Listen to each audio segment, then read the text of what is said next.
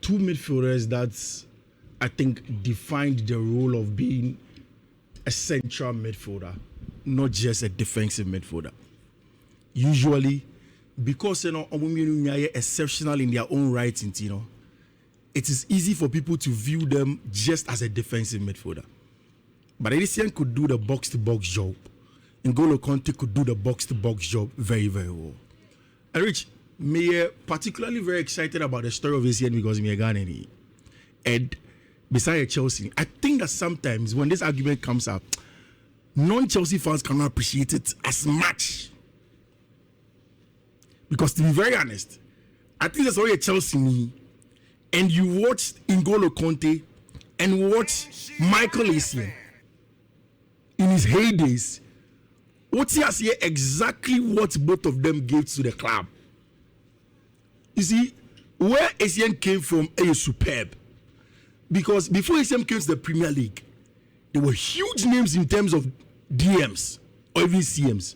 Essien Babeto Patrick Vieira.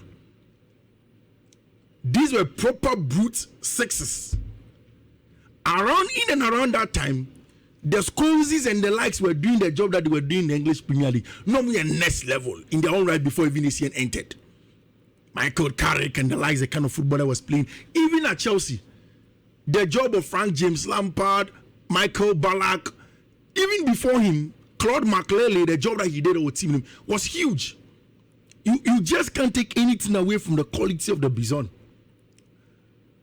And say, who describe Essien? You describe Essien as more of a prototype of the physical specimen and that technical intelligence.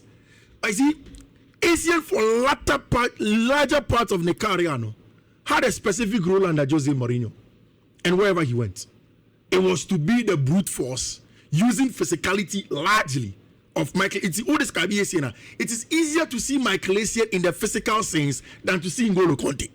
Okay. So Obin fan one frangible on influence Michael Essien will do that easily for you. So Obin Tenacity as a 6 positional discipline. Only board them out. Michael Essien will do that for you. Marich, I think the story of N'Golo Kante trumps every other one. And I will start from this point. So what N'Golo Kante Jinano? Now the Michael Essien Jinano. Oh me no. One end say DM amount. N'Golo. So a diminutive kakra. I'm getting kitty be. And a sound when the body move, you don't see N'Golo coming on. On a zoom. You see, in that season, that year in N'Golo Kante was good. Essien was good. In Essien's best season, where he won the league and what have you, English Premier League, he contributed to a lot of fouls for Chelsea team in him. Because Essien was more of a reactive DM. Born Kema and then a fault. That is how Jose said the team. And gave him a role, say, give me Kona Kema, Winimai. And most of the times, he was tasked to make a lot of fouls. But Rich, N'Golo was a hybrid of that. To the extent that in the English Premier League, N'Golo went about 38 games, only just 8 yellow cards, but as a number 6. Fewer yellow cards, fewer fouls. On Kao. N'Golo will nick the ball off you. It's about winning the game. You see, again as a number 6. Hardly did I ever see Michael Essien being used as that press trigger in the first line. N'Golo was under Mauricio Sarri. He's a Sarri the ball for 3-3 with Chelsea. N'Golo played not as a 6. Let us not forget that. Under Mauricio Sarri, there were a large part of N'Golo played as an 8, box to box. Into Bonnie Kema. N'Golo is the first to go and win the ball back for the team. Okay. When you look at the Antonio Conte team, under Antonio Conte, he played as a 6, more of the ball side, but also very instrumental. When it comes to say, let's go to the final third of the game and contribute to that as well, he gave you goals.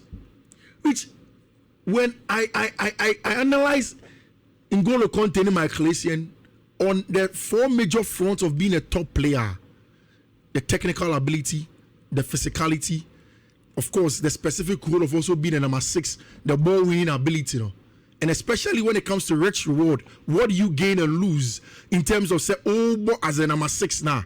Which N'Golo Kante terms that. See, let me tell you something.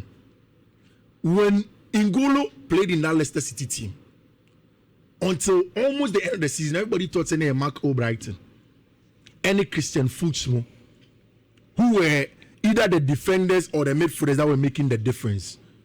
Let us forget about the number 9s and then the wingers, Riyad Mahrez more and Jimmy Vardy more. Which it took the season to end for teams to look at players and say that, okay, this is the guy. You can go and pick up the PFA Player of the Year, Men's Player of the Year, and look at N'Golo's inclusion in those teams. Throughout N'Golo time, it was clear. In fact, N'Golo, unless I'm mistaken, won Chelsea Player of the Year. When his peers are there, head and shoulders, which N'Golo was part of a Chelsea team that played the Champions League, and to date in the history of the Champions League, any of the Champions League goals, the Champions League season, with the least goals conceded. To the extent that before the final, Pep Guardiola said, "Oh, we have to find a way to stop N'Golo Kante." Now, Obebo say, no, Thomas Tuchel under N'Golo Kante literally covered everywhere. To be part of that team is historic. To do what he did with Leicester is historic. Rich, he won the World Cup. He has won it. Yeah. In that French team, yes, after that competition, everybody mentioned Modric, Kylian Mbappe. But then when the French went back to Le Chaussee to sing one person's name, it was N'Golo. And it wasn't just because of a nice guy. Everybody knows that. He does the job. Okay. You see, N'Golo made it too easy. It's easy for us to give him the crown that he deserves.